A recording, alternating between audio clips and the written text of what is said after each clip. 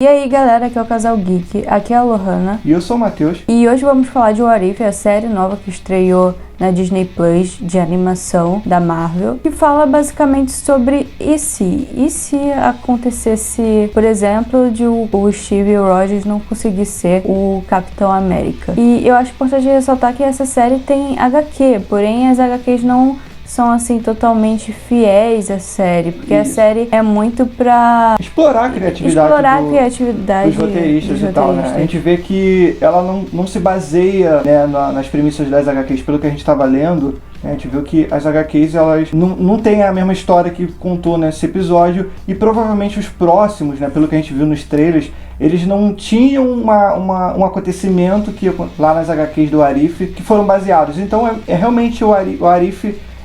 Ela te dá liberdade, né? Ela dá liberdade para os roteiristas, para quem está escrevendo e tal, e quem está produzindo a animação, de fazer ali o que ele acha que seja interessante, né? Explora bastante a criatividade ali do artista e tal. E eu acho importante também falar sobre a questão da personagem, né? Da Carter, como Capitã Carter ou Capitã Britânia, como muitos estão chamando. Ela não é a mesma coisa que o Capitão Britânia, gente. São personagens totalmente diferentes, então é algo de fato que é novo. Sim. E que vocês não viram nas HQs, que não tem relação com nenhum outro personagem, a não ser o próprio Capitão América, que a gente vê ali, que é e se ele não conseguisse virar, né? Então, se ele não conseguisse virar, ele seria o Esmagador Hydra. Como foi contado na animação.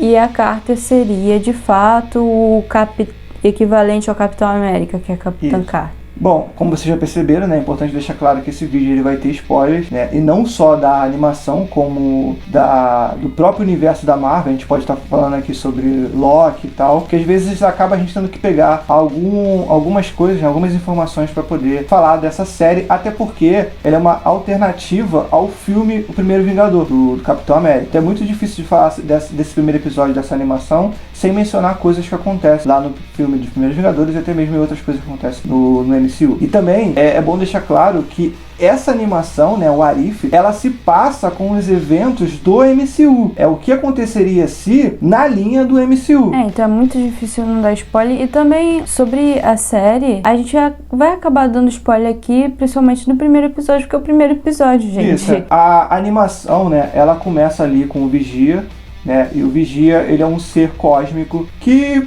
ele observa as várias realidades. E dos códigos de ética dos vigias é não interferir. Se bem que esse vigia que está contando a história ali, que é o Atu, ele já acabou interferindo várias e várias vezes nas HQs. Porque ele acabou durante a vida dele de observando, né, a Terra e os outros planetas ali ao redor. Ele acabou se apaixonando pela vida terrestre. Então ele não conseguia mais não fazer alguma coisa. Então a gente vê muito ele tendo ligações com o Quarteto Fantástico. Isso nas HQs. E na série a gente não sabe se ele vai interferir ou não. Ele começa falando que ele não pode, mas nas HQs a gente sabe que ele acaba interferindo. E ele não pode porque lá no Conselho lá dos Vigias, antigamente, quando eles acabaram interferindo, deu um maior problema, uma guerra multiversal ali no planeta ali, que eles ficaram envergonhados, né? Os Vigias eles ficaram tão envergonhados que falaram, quer saber, é melhor a gente não interferir em mais nada. Porque o Vigia, ele é um ser, né, é um ser cósmico e tal.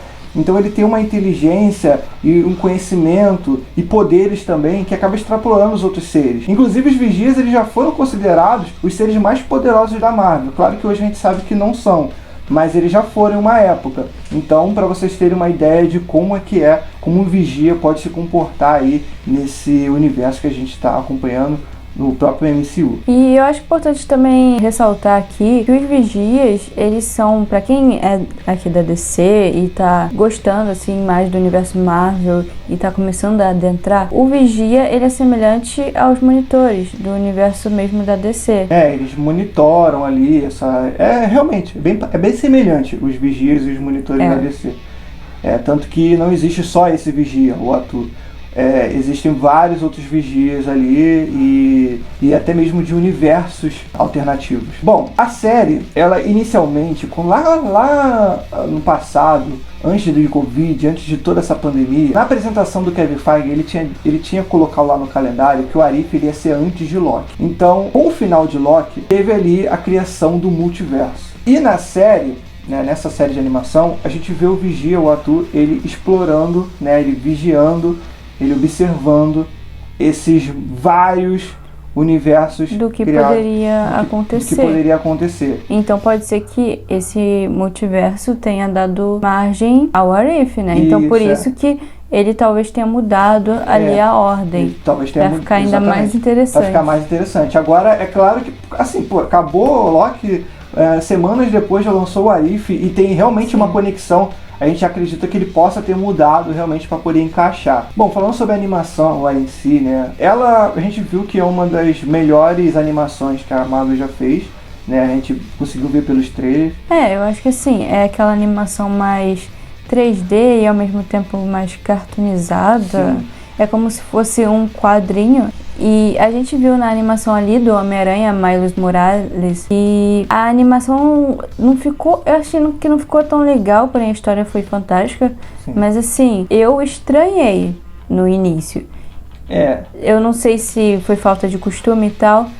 Só que agora eu sinto que essa animação de Arif foi muito melhor do que desse filme do Homem-Aranha. O legal ali da animação, né, é que primeiro que ela conseguiu trazer o rosto que a gente está familiarizado, então a gente já identifica todos os personagens logo de cara, a gente vê o Steve, né, como que tá o Chris Evans, a gente vê o Chris Evans nele, a gente vê ali a Peggy também, né, e tal.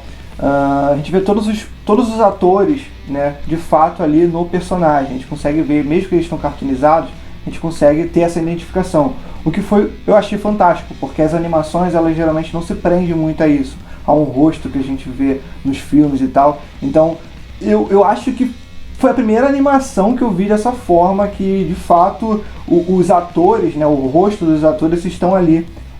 São cartoonizados. É como se tivessem pego os atores e colocassem dentro de um quadrinho. Pelo menos da Marvel ali, eu acho que foi a primeira que eu vejo dessa forma. E essa animação, eu não sei vocês, mas ela me lembra muito os jogos da Telltale, né? Que ele é bem parecido a questão de animação e tal. Tipo The Walking Dead. The Walking Dead. Tem o próprio Batman, né, da Telltale também. E o Guardião da Galáxia. Embora o Guardião da Galáxia não seja muito nessa pegada. Mas eu acho que The Walking Dead o Batman e The Walking Dead foi o que mais parece mesmo. Foi mais, que com essa questão de animação. Então, às vezes eu via animação e realmente eu me lembrava, parecia que eu tava jogando um jogo da Telltale. E como eu curto, né, eu curti os jogos da Telltale, eu achei de boa.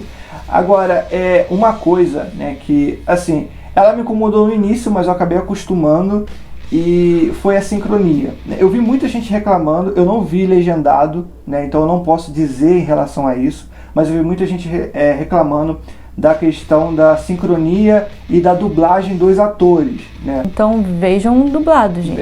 Assim, dublado eu achei excelente, até porque a gente tem ótimos dubladores aqui no Brasil e eles já estão eles estão acostumados a fazer esse papel de dublagem, a encaixar certinho. Então, assim, logo nas primeiras cenas, eu também não sei como é que foi a animação, que estava um pouco mais parada. Eu senti um pouquinho, mas assim, bem no início. Depois parece que já pega logo e já vai tudo certinho. Eu não sei se também foi o costume. Sim, mas acostuma logo. Tem a questão também de que quem estava dublando, assim, em inglês, os personagens eram os próprios atores. Então eles não tinham tanta habilidade. Eles não são dubladores, assim, né? Não são dubladores contratados. É que é diferente da dublagem daqui do Brasil, né? São dubladores de fato, eles já estão anos aí dublando, né? Dublado, pra mim, foi excelente. Agora, uma outra crítica também que, assim, eu fui ver que as pessoas estavam reclamando sobre isso também, e que eu senti um pouquinho só disso, foi a questão da duração. Eu particularmente, assim, eu gosto do formato de 30 minutos, porque é rápido, você nem percebe que acabou e continua assistindo, é uma coisa dinâmica, é uma coisa que te prende. Mas nesse episódio em si, teve algumas coisas que pra mim foi um pouco corrido. Então, assim, eu acho que se tivesse uns 45 minutos, talvez daria pra explicar um pouco mais sobre isso. Que, inclusive, tem uma parte lá que o Steve, ele aparece como esmagador Hydra. Ele não conta muito sobre como foi isso, né? Ele simplesmente aparece, ele tá ali e pronto. Também tem a questão quando ele é capturado, quando ele cai lá aquela cena do trem, que é bem parecida com o do filme lá do primeiro Vingador. O Steve, ele cai lá, desaparece, a gente acha que ele morreu, e aí quando a gente chega lá, ele não morreu. Só que ele tá fora pra vocês terem uma ideia, a armadura que ele veste tá já num local totalmente diferente, tá presa lá, tá pendurada, ele tá no chão e a gente não faz a menor ideia do que aconteceu. E simplesmente eles chegam lá e tá ele assim dessa forma. Então tem algumas coisas, né, que talvez poderia ter sido um pouco mais explicada, né? Então tem coisas que dá essa sensação de o episódio ter sido um pouco corrido. Mas fora isso, eu achei o episódio excelente. Eu já não achei tão corrido assim, mas vou explicar por quê. Nisso a gente teve opiniões diferentes, porque assim, eu pensei, é um episódio de desenho, então 30 minutos eu acho que tá ótimo, tá perfeito, até porque um desenho costuma ser 20 minutos, então ainda excedeu. Só que eu entendo porque eles excederam, né? Porque tiveram que meio que contar um filme todo, que um seria... filme de 2 horas, basicamente em 30 minutos. Resumiram o filme inteiro, tá pegado, é basicamente o filme do Capitão América, só que na versão EC, né? Na versão como da eu Peggy falei, Carter. na versão da Peggy Carter. Eu acho que, num caso, eu preferi, talvez esse episódio, pra mim, eu assistiria de boa se fosse uma animação, um filme de animação. Sim, mas a ideia do Arif é trazer em cada episódio essa questão do e se tal personagem fizesse isso, se tal personagem fosse dessa forma. Então, eu acho que por isso que eles resumiram, né? Sim. Não tinha como você colocar ali um filme de 1 hora e pouca, 2 horas, numa animação com vários episódios. Acho que ficaria um pouco maçante. Por se tratar também de um desenho. Bom, eu não sei se ficaria maçante, porque assim, eu fiquei com gostinho de querer mais. Eu queria assistir mais. E eu sei que provavelmente os próximos episódios não devem continuar a partir dali, porque a premissa, pelo menos inicial, claro que ele pode surpreender a gente, amado, mas a premissa inicial era que cada episódio ia passar num ponto diferente. Então, por exemplo, ali esse primeiro episódio foi: e se o Steve Rogers não tivesse se tornado o Capitão América, a Peggy no lugar dele? Então o próximo, né, pelo que a gente estava vendo, ele vai ser ali sobre o Pantera Negra, o T'Challa. E se ele fosse ali abduzido pelo Yondu em vez do Peter Quill, ele não seria o Pantera Negra, o Wakanda ia ficar sem ele, e ele ia se tornar o Senhor das Estrelas, e não o Peter. Ia ser o T'Challa no lugar dele. Então a gente vê que, pelo que eles estão falando pra gente, vão ser episódios isolados. Cada episódio vai ter um personagem... uma antologia, né? Vai ser sobre um personagem diferente, pelo que eu entendi. Agora, se vai se conectar, se vai ter alguma coisa ali, a gente já não sabe. Porque eu tinha visto em alguns locais falando que a série ia ser antológica. Ou seja, é aquela série que cada episódio ele não se conecta com o outro. Então, assim, não é que o episódio foi ruim. Não é que, assim, o episódio foi corrido e foi ruim. Não, ele deu aquela resumida como se tivesse... Até porque, na verdade, vamos lá, eu falei agora que o episódio foi corrido. Só que, se a gente for levar em consideração que o Vigia tá narrando, é uma visão dele contar. Então ele não precisa contar 100% aquilo que tá acontecendo. Vocês lembram de 100% de tudo que vocês... Você não consegue passar uma história pra alguém... 100% você sempre muda algum elemento. Você sempre muda algum elemento. Ou resume ou você muito. dá uma resumida. Você não consegue falar 2 horas sobre um filme que você assistiu. Você vai, no máximo, quando você vai fazer uma crítica, alguma coisa, você fala ali. Você não vai falar, fulano pegou a caneta azul, então, ali a poeira. Exatamente. Então se viu a gente for a poeira seguir essa lógica, né, do Vigia contando, faz sentido. Que o Arif ele não foi produzido pra ser algo tipo, nossa, com aquela seriedade. Porque é realmente... para libertar essa criatividade dos roteiristas, para eles conseguirem dar margem a outras histórias que poderiam também ser interessantes para o público ou não serem, ninguém sabe, só assistindo quem eles vão ver como o público reagiu a cada história, quando a audiência caiu, quando a audiência aumentou, e assim pro futuro eles podem até inovar com base no Arif. O Arif eu vejo mais como uma espécie de teste que eles estão fazendo. Porque o Arif, né, ela vai abrir uma margem de muita coisa. Você pode pegar várias coisas ali e jogar nas próximas produções, porque existe, né, foi contado ali na animação, e como ela se passa ali no MCU, tudo que está sendo contado existe. A gente falou, eu falei um pouquinho dos contras, agora falando um pouco dos prós, né? A série, bom, a Capitã Carter, né? Cara, a Capitã Carter, ela tá excelente nessa animação, né? A gente vê que, diferente do Steve, ela quando ela vira a Capitã Carter, ela tem aquela garra já por ser a capitã. Ela consegue levantar o carro, ela tem aquela super força. Fora que é bem essa questão mais do feminismo, mais assim da protagonista mulher, mais de uma mulher forte, né? Até que ela fica musculosa, acho que a gente nunca viu essa transformação. Eu vi que a Carter, como Capitã Carter, né, ali como sendo uma super soldado, ela incorporou o super soldado de uma forma que o Steve, ele não incorporava. Talvez seja pelo fato dela já ser uma agente, o Steve ele não era. Ela por si só, mesmo não sendo uma super soldado, ela já conseguia se virar, né? Pra quem assistiu Agente Carter, sabe disso, né? A gente acompanhava ali a história da Peggy, né? E, no caso, e mesmo não sendo super soldado, ela tinha o brilho dela. O Steve, eu sinto que ele sempre foi muito sério. Sim. A Carter, ela já brinca um pouquinho, mas tu percebe aquela garra dela. Sim. Ela luta melhor, na verdade.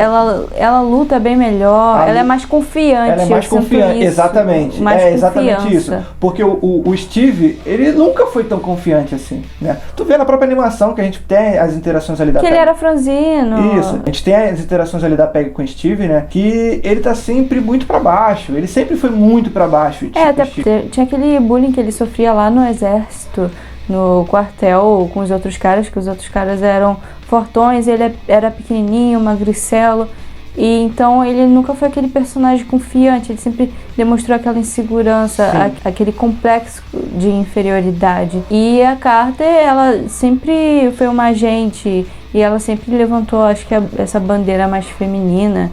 Isso. Então, ainda mais naquela época, a gente tá falando de Segunda Guerra Mundial, então, bom, o poder da mulher ali naquela época realmente a gente quase não era visto. Inclusive a gente vê muito disso na animação, né? Que eles negam o tempo todo o fato dela ser uma super soldado. Exatamente. Porque eles queriam um homem. Aí ela vira super soldado e eles falam: nossa, que lixo, tipo, sai da minha frente. Tipo, eu queria um super soldado e vocês me trouxeram uma garota. Aí quando ela fez sucesso, realmente, aí eles, não, volta aqui. Não, foi eu que fiz isso, foi eu que divulguei ela, fui eu que criei, fui eu que não sei o quê. Sim, e a Carter, ela, por querer mostrar isso, né, diferente, por exemplo, do Steve, ela, e por ela já batalhar muito por isso, né, a gente acaba vendo ela fazendo coisas que a gente não vê o Capitão fazendo, né? Não que o Capitão América seja ruim, né? É longe disso.